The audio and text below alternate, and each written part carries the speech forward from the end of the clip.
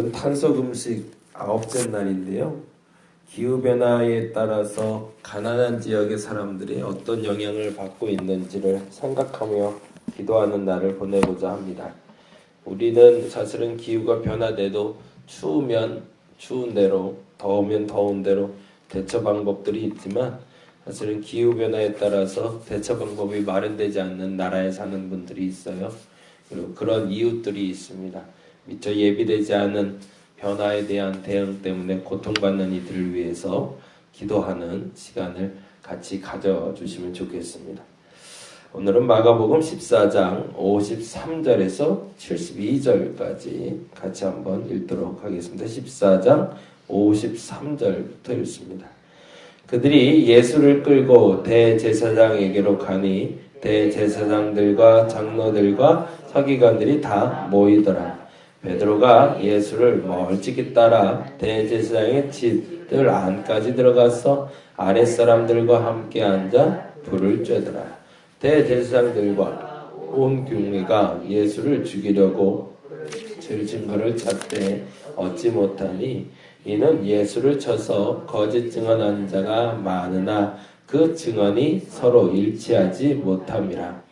어떤 사람들이 일어나 예수를 쳐서 거짓 증언하여 이르되 우리가 그의 말을 들으니 손으로 지은 이 성전을 내가 헐고 손으로 짓지 아니한 다른 성전을 사흘 동안에 지으리라 하더라 하되 그 증언도 서로 일치하지 않더라. 대제사장이 가운데 일어서서 예수에게 물어 이르되 너는 아무 대답도 없느냐? 이 사람들이 너를 치는 증거가 어떠하냐 하되 침묵하고 아무 대답도 아니하시거늘 대제사장이 다시 물어 이르되 내가 찬송받을 이의 아들 그리스도냐? 예수께서 이르시되 내가 그니라. 인자가 권능자의 우편에 앉은 것과 하늘 구름을 타고 오는 것을 너희가 보리라 하시니 대제사장이 자기 옷을 찢으며 이르되 우리가 어찌 더 증인을 요구하리요. 그 신성 모독하는 말을 너희가 들었도다. 너희는 어떻게 생각하느냐 하니 그들이 다 예수를 사형에 해당한 자로 정죄하고 어떤 사람은 그에게 침을 뱉으며 그의 얼굴을 가리고 주먹으로 치며 이르되 선지자 노릇을 하라 하고 하인들은 손바닥으로 치더라. 베드로는 아랫뜰에 있더니 대제사장의 여종 하나가 와서 베드로가 불 쬐고 있는 것을 보고 주목하여 이르되 너도 나사렛 예수와 함께 있었도다 하거늘 베드로가 부인하여 이르되 나는 내가 말하는 것이 무엇인지 알지도 못하고 깨닫지도 못하겠노라 하며 앞들로 나갈새 여종이 그를 보고 곁에 서 있는 자들에게 다시 이르되 이 사람은 그 도당이라 하되 또 부인하더라. 조금 후에 곁에 서 있는 사람들이 다시 베드로에게 말하되 너도 갈릴리 사람이니 참으로 그 도당이니라. 그러나 베드로가 저주하며 맹세하되 나는 너희가 말하는 이 사람을 알지 못하노라 하니 닭이 곧 두 번째 울더라. 이에 베드로가 예수께서 자기에게 하신 말씀 곧 닭이 두 번 울기 전에 내가 세 번 나를 부인하리라 하심이 기억되어 그 일을 생각하고 울었더라. 아멘. 오늘은 공회 앞에 서신 예수님 그리고 그 공회 앞에 서신 예수를 쫓아간 베드로에 대한 이야기가 연결되고 있습니다.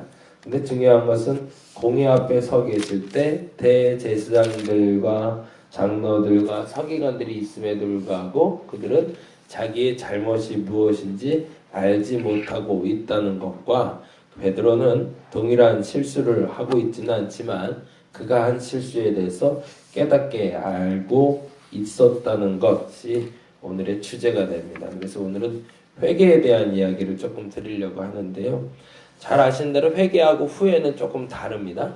회개했다라는 것과 후회했다는 다르죠. 보다 정확히 말하자면 안 좋은 결과에 대한 자책이 후회라면 안 좋은 결과에 대해서 깨달아서 변화되는 것이 회개라고 말할 수 있겠죠.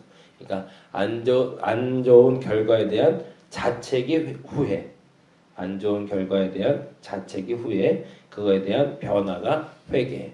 근데 이 회개와 그 후회에 대한 차이점에 한 목사님이 좋은 글을 쓰셔서 잠깐 소개를 좀 하려고 그래요. 첫째는 회개하려면 반드시 하나님 관점에서 봐야 된다라는 겁니다. 그건 무슨 말이냐면 스스로를 용서하고 타인 핑계대는 연습을 버려야 된다는 겁니다. 스스로가 용서가 됩니다.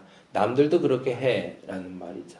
오늘 본문으로 보자면 어떤 부분이냐면 64절인데요. 63절, 64절 한번 볼까요? 63절과 64절 같이 한번 보겠습니다. 대제사장이 자기 옷을 찢으며 이르되 우리가 어찌 더 증인을 요구하리요? 그 신성 모독하는 말을 너희가 들었도다. 너희는 어떻게 생각하느냐 하니 그들이 다 예수를 사형에 해당한 자로 정죄하고 라고 되어 있습니다. 이게 굉장히 중요한 대중선동에 대한 문제죠.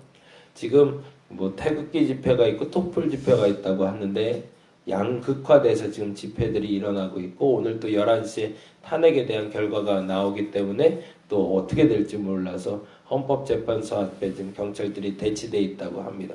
근데 중요한 것은 거기 모이는 사람들의 모임의 모습이 아니라 그들 안에 있는 생각이죠. 다 똑같은 마음일까? 그게 아니더라는 거죠. 태극기 집회를 참여하는 사람들도 다 하나같이 동일한 마음이 아닐 것이고 그리고 이 촛불 집회를 참여하는 사람들 다 동일한 마음이 아닐 것이다. 이가 우리가 아는 모습입니다.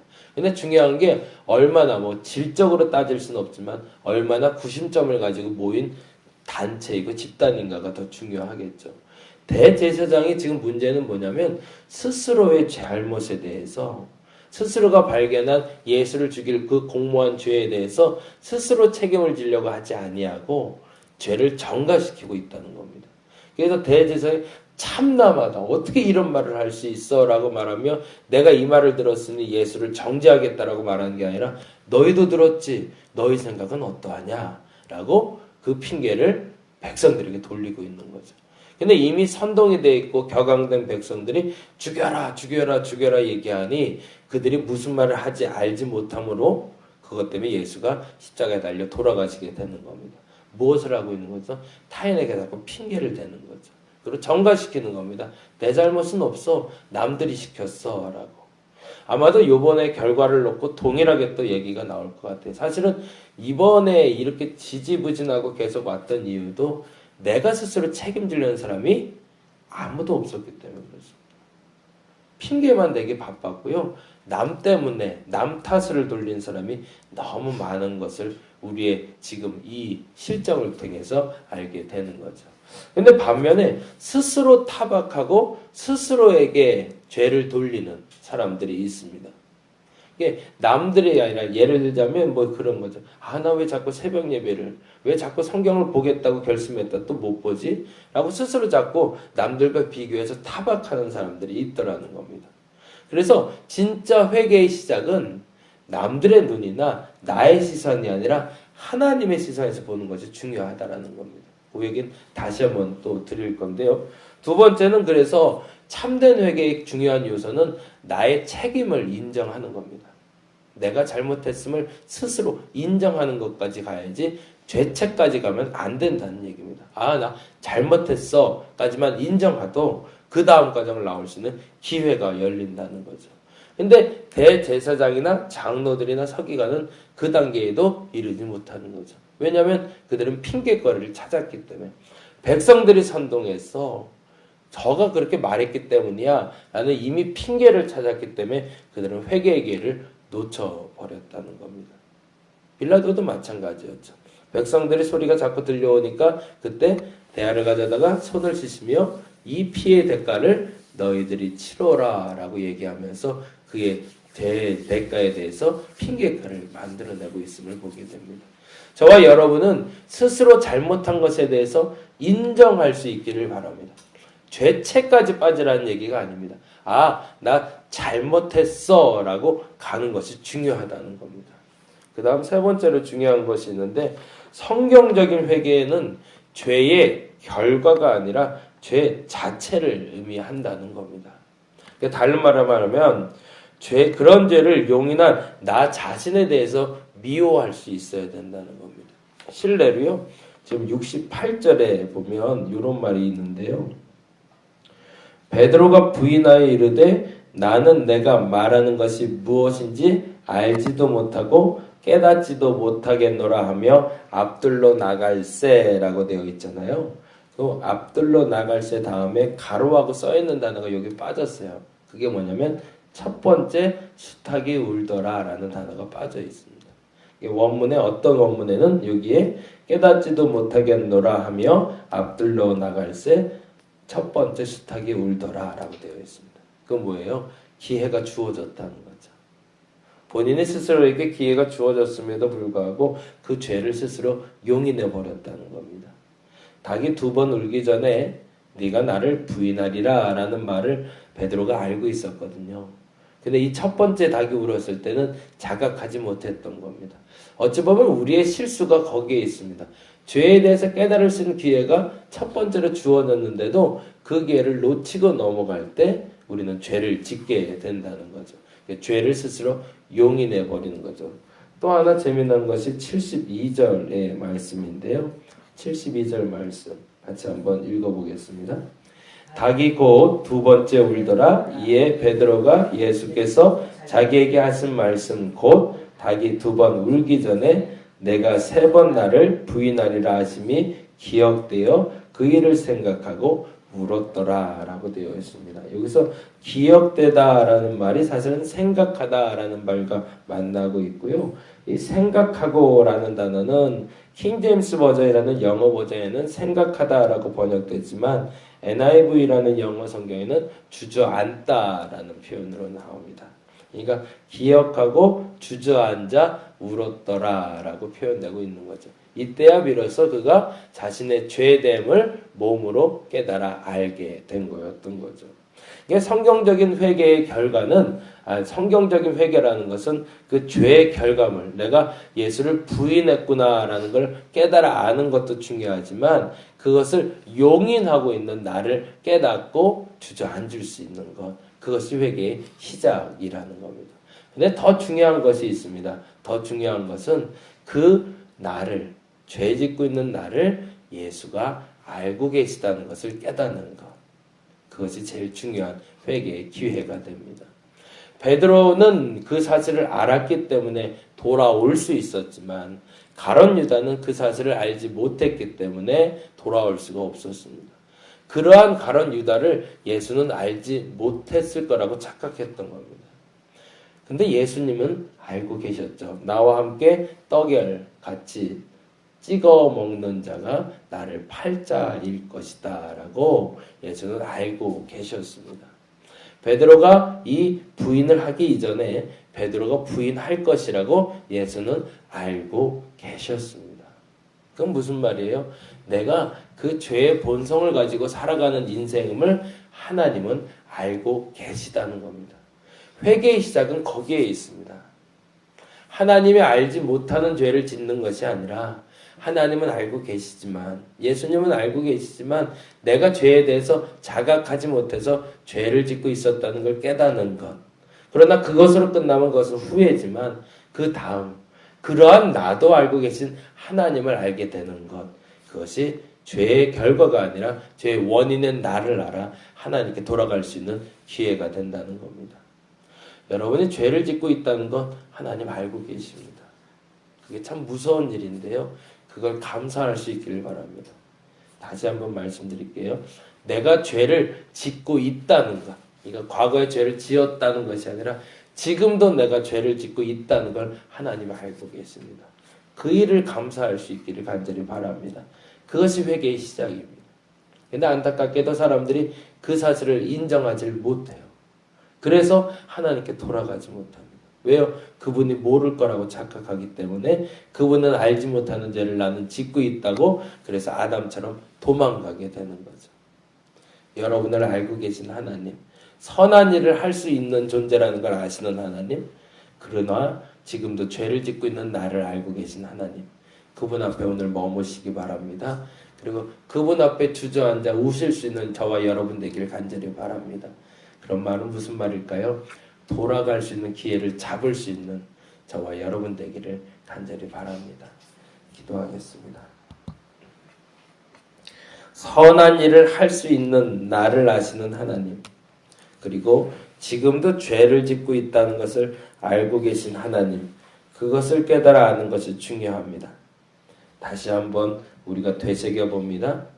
선한 일을 할 수 있는 나를 아시는 하나님, 그러나 지금도 죄를 짓고 있는 나를 아시는 하나님, 그 하나님을 아는 것이 회개의 시작입니다. 대제사장과 서기관과 장로들은 그 사실을 알지 못했습니다. 그래서 돌아갈 수 없었습니다. 가룟 유다도 그 사실을 알지 못했습니다. 그래서 돌아갈 수 없었습니다. 그 말은 나를 용서하여 주실 수 있는 하나님을 아는 것이기 때문입니다. 오늘 내가 죄인임을 알고 용서하시는 그 하나님 앞에 돌아갈 수 있는 내가 되게 하여 주시옵소서. 오늘도 죄 가운데 살아가게 될 것 같습니다. 그것을 수치스럽게 여기지 말게 하여 주옵시고, 타인의 핑계대서 또 빠져나가려고 하지 말게 하여 주옵시고, 주님 앞에 이미 들켰음을 알고 주님 앞에 용서를 구하여 그 회개의 결과의 삶을 살아가는 내가 되게 하여 주시옵소서. 감사합니다. 고마우신 예수님 이름으로 기도드렸습니다. 다 같이 기도하고 돌아가도록 하겠습니다.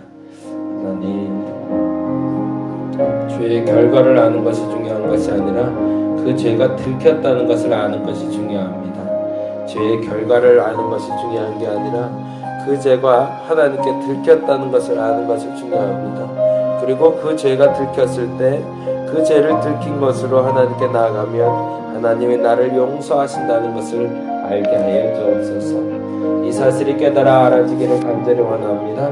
어떻게 알아져야 될지 분명히 알 수는 없지만 죄의 결과에 대해서 집중하기보다 그 죄를 알고 계신 하나님, 그래서 나를 용서하실 수 있는 하나님을 신뢰하고 따라가게 하여 주시옵소서.